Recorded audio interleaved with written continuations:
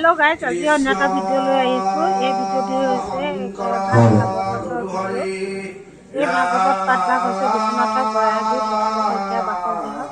এই ভাগৱত পাঠত অংশগ্ৰহণ কৰিছে এজন অন্ধ লোকে। খুব সুন্দৰকৈ তেওঁ ভাগৱত পাঠ কৰে আৰু তেওঁ ভাগৱতৰ যি নাম কীৰ্তন কৰিছে তেখেতে খুব সুন্দৰভাৱে কৰিছে।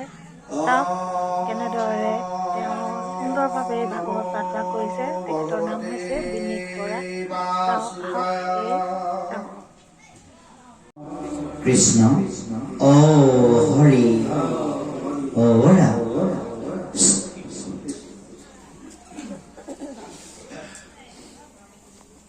ভাগৱত প্ৰচাৰ কৰা লোকত অজ্ঞান বুচুক সংসাৰত ৰূপ মিনু কৰতি কৃষ্ণত। এই ভাগৱতৰ ইয়াৰ যোগেদি কিন্তু আমাৰ অজ্ঞান স্বৰূপ মায়াৰ যিবিলাক বিষয় বাসনা, এই বিষয় বাসনাৰ অজ্ঞানতা আমি দূৰ কৰিব পাৰিব লাগিব। কেৱল আনুষ্ঠানিকতাৰ মাজত অকণমান সময় কটাই পেলাই পুনৰ ঘৰলৈ গুচি গ'লে কিন্তু আমাৰ দায়িত্ব আৰু কৰ্তব্য শেষ হৈ নাযায়।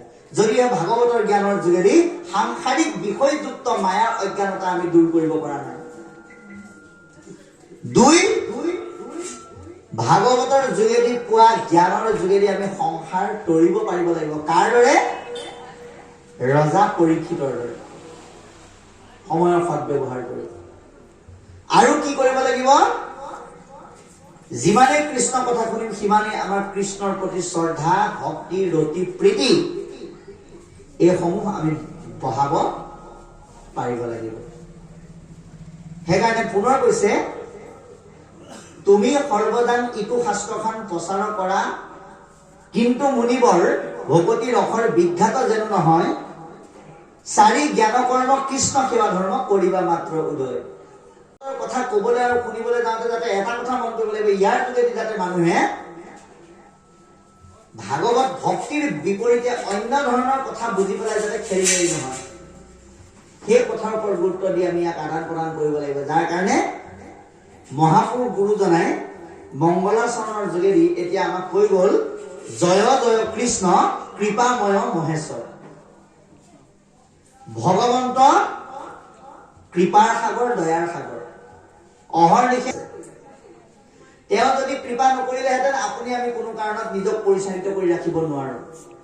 আপোনালোকে বাস্তৱত প্ৰমাণ চাওক। ভগৱন্তই যদি কয় তোমালোক অকণমান ইয়াতে ৰৈ থাকে, 1 মিনিটৰ কাৰণে মই তোমাৰ দেহৰ পৰা গুচি যাম, আজি আপোনাক আদৰি সাদৰি আনি পেলাই যিটো দেহ এই ইমান ধুনীয়া কুচনত বহিবলৈ দিছে, এই ঈশ্বৰ নামৰ সত্তাটো যোৱাৰ লগে লগে কুচনত বহিবলৈ দিয়াটো বাদ দিয়ক, হাতেৰে চাবলৈ চোৱাটো বাদ দিয়ক, চকুৰে চাবলৈও ঘিণ কৰে।